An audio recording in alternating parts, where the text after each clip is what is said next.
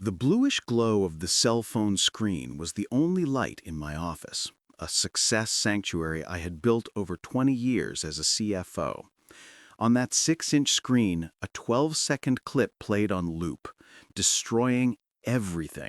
Chloe, my wife, coming out of the laundry room, fixing her blouse, and right behind her, him, the friend I could never accept, fastening his belt.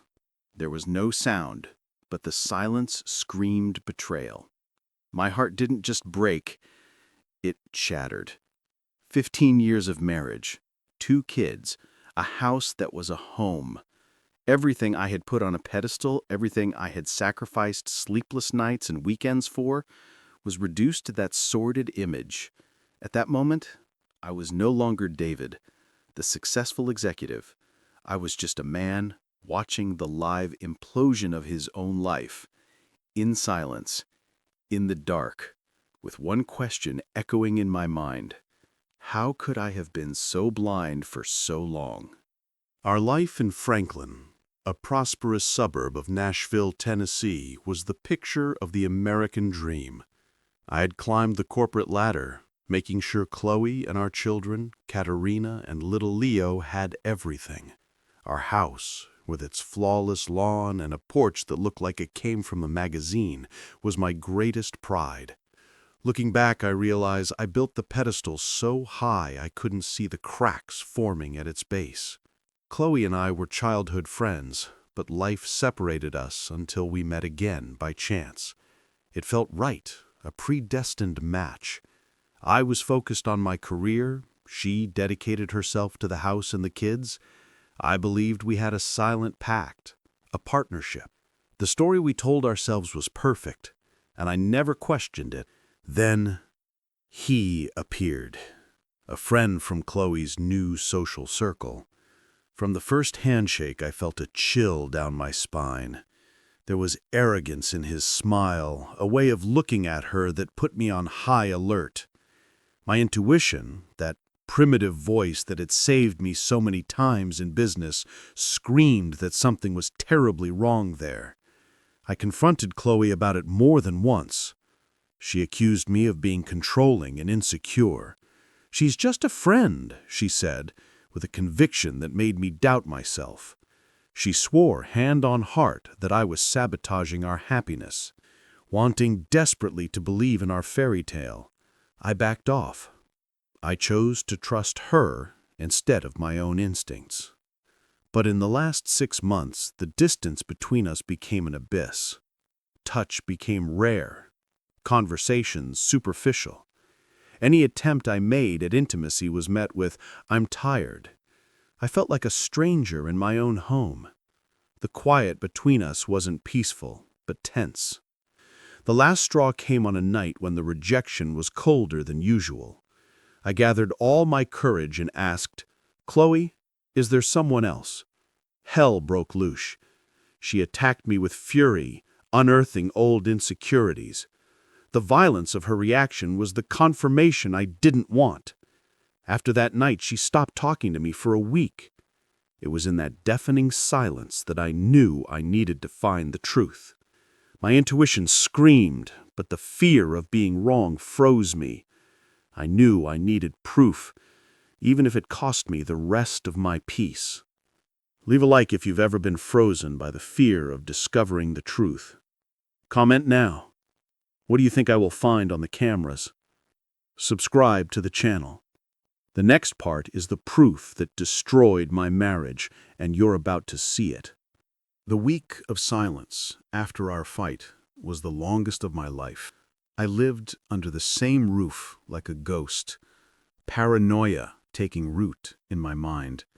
Her manipulation made me question if I was the monster she described, but my intuition refused to be silenced. I needed undeniable truth. The idea of cameras came as a final act of desperate analysis. My divorce lawyer, whom I had secretly hired, was clear. I needed evidence that couldn't be challenged. For a CFO obsessed with due diligence, the only way to avoid a humiliating public lawsuit was to get undeniable proof. I called an old electrician friend, a discreet man I trusted with my life, and explained the situation. The plan was simple and cruel. I would give Chloe a perfect spa day in Nashville to cover up the installation. On Saturday morning, with a smile that didn't reach my eyes, I gave her the voucher. As soon as her card disappeared down the street, my friend arrived. Over the next 4 hours, we turned my home into a surveillance zone. Tiny lenses, almost invisible, were placed in the living room, kitchen, hallway, and the hardest of all, in our bedroom. Each camera we installed was like a nail in the coffin of our intimacy. The first weeks were a self-imposed torture. I became a slave to my phone, compulsively checking the recordings. And I found nothing.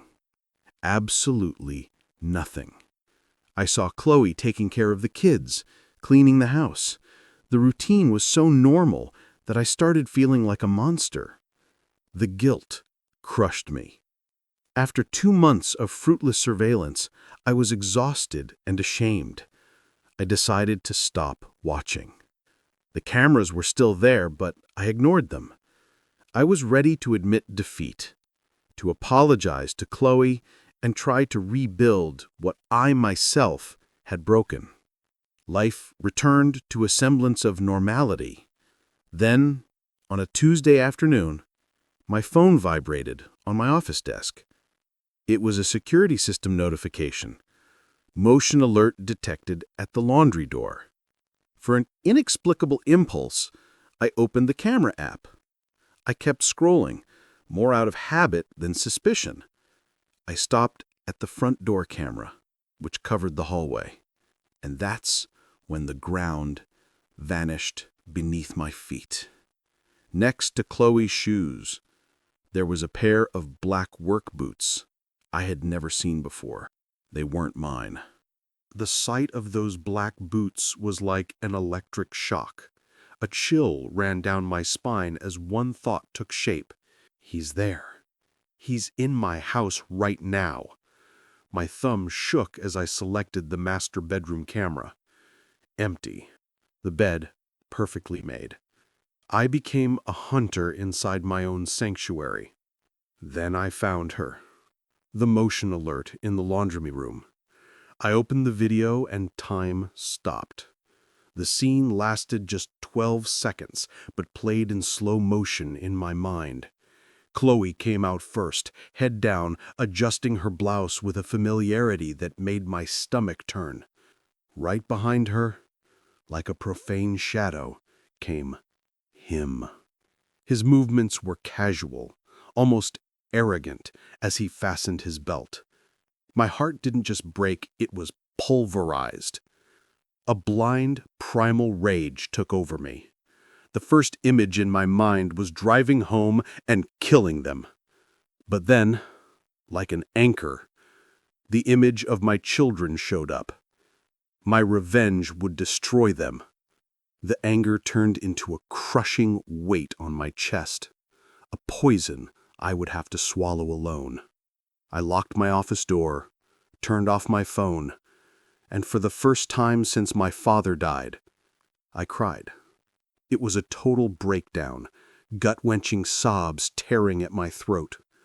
I curled up in my CEO leather chair, feeling like the weakest and most powerless man in the world. I cried for my broken family until there were no more tears, only a hollow, cold emptiness. When the storm of emotions passed, a cold calm settled in. I knew what I needed to do, and it had to be done that night. The kids couldn't be there. I grabbed my phone and called Chloe's sister.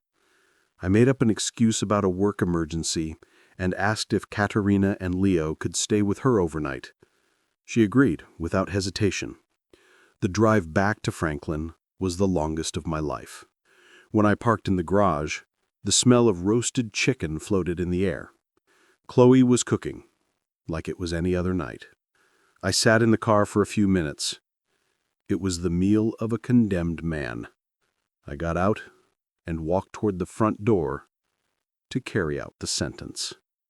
I entered the house, and the smell of roasted chicken and rosemary hit me. Chloe was in the kitchen, her back to me. She turned with a rehearsed smile on her face. "Hi, love." I didn't answer. I just walked to the kitchen island and placed my keys down.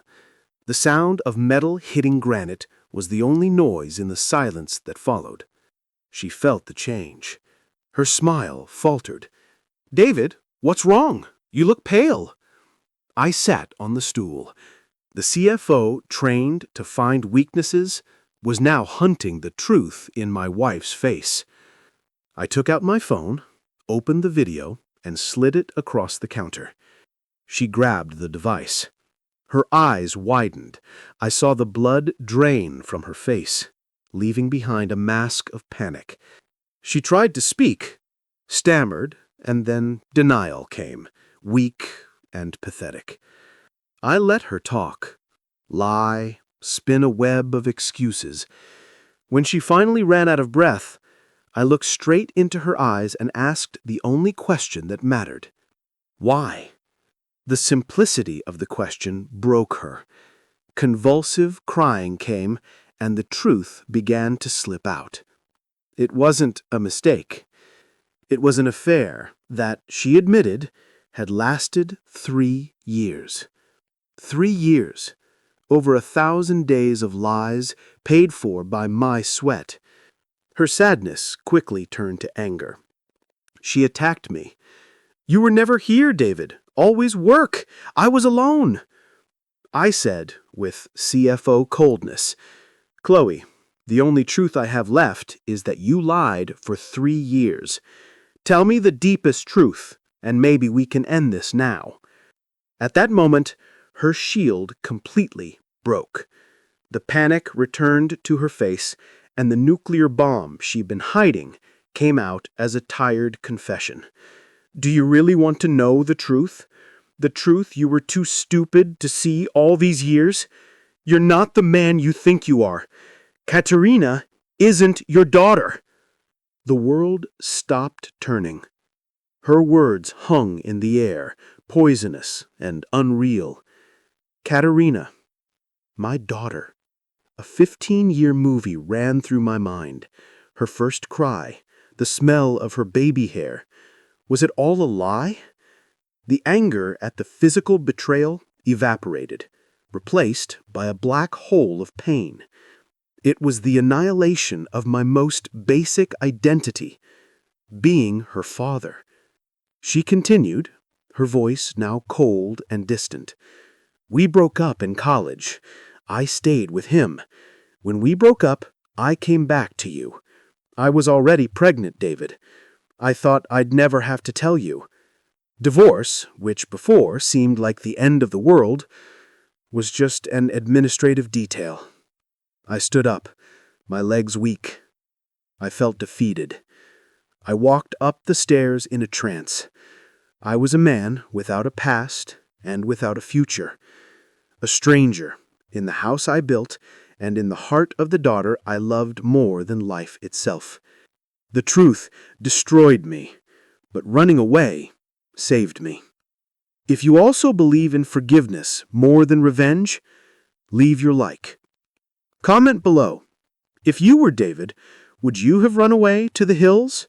Or would you have stayed to fight for your name and custody of Leo?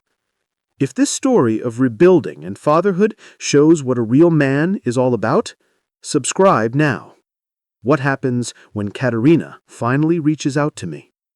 Upstairs, the silence felt like a physical pressure. I sat on the edge of our bed in a numb shock. Her scent in the air was suffocating now. I stared at my own hands, trembling and useless. Downstairs, her silence was a constant confession. There was nothing left to say. I got up and walked down the hallway. I looked into Katerina's room. On the dresser, a photo in a frame. Me and her 5 years ago, on a fishing trip. My love for that girl in the picture was the only real thing left to me. The pain was so physical I leaned against the doorframe, gasping. At that moment, the decision crystallized. I couldn't stay. I needed air, a place where silence wasn't filled with lies. I remembered a small property in the hills east of Tennessee that my grandfather left me. It seemed like the only place in the world where I could exist. Action pulled me out of paralysis. I returned to my bedroom, grabbed a canvas suitcase, and started throwing things in without much thought. Jeans, some t-shirts, work boots, my toolkit. I ignored the expensive suits and Italian shoes. Before leaving, I picked up my phone and sent a concise message to my lawyer. Accept the worst deal. She keeps the house. I keep custody of Leo and the silence. I need to leave now. The man who was a CFO made one last terrible financial deal to buy freedom for his new self. I went downstairs.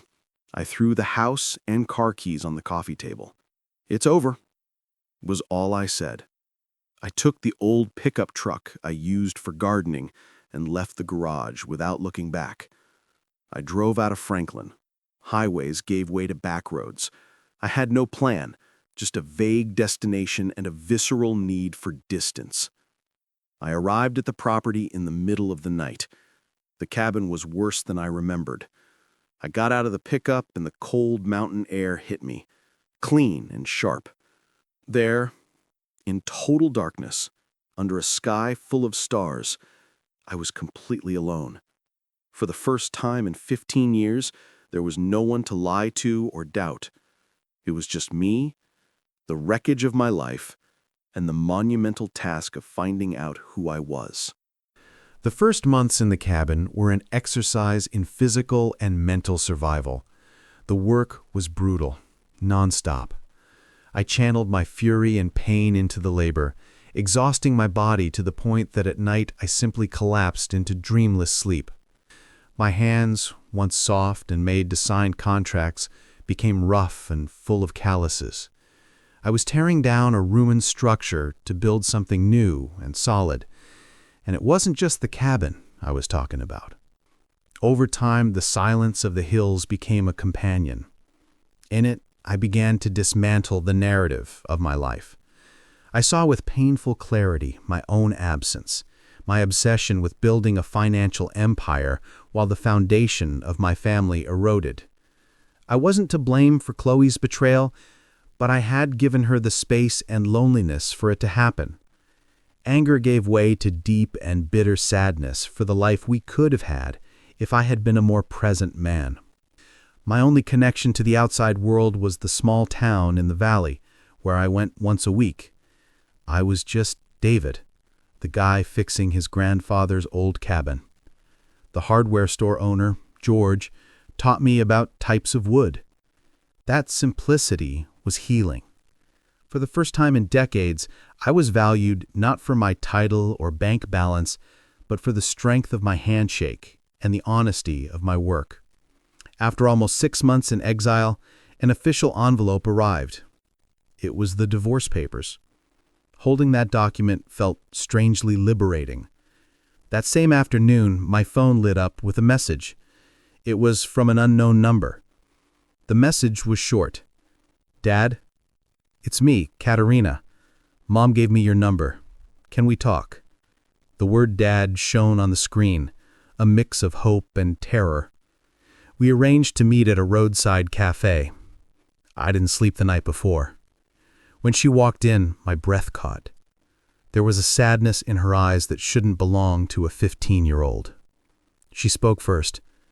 "Mom told me. She told me everything. About him. And about me." She raised her face, and her eyes met mine. "I only have one question. Did you know?" Honesty was all I had left. "No, Kat, I didn't know anything until that night." The tears she held back began to fall. She took a deep breath, searching for words.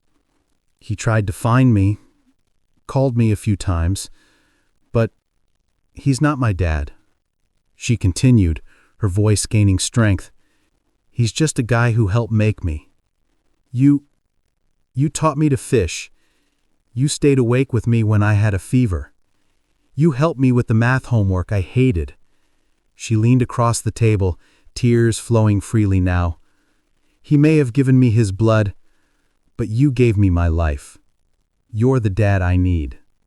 A year later, the cabin is no longer a refuge, it's a home. The structure is solid, built from the wood of the land and the strength of my own perseverance. I sold my stocks, formally left the corporate world, and started a small carpentry business. Katerina spends almost every weekend here. Our bond is being rebuilt not on the ashes of a lie, but on the unshakable foundation of a chosen truth. I lost the wife I loved and the life I built, but I found something much more valuable in the process: peace. And the certainty that fatherhood is not about biology, but a daily and unconditional act of love.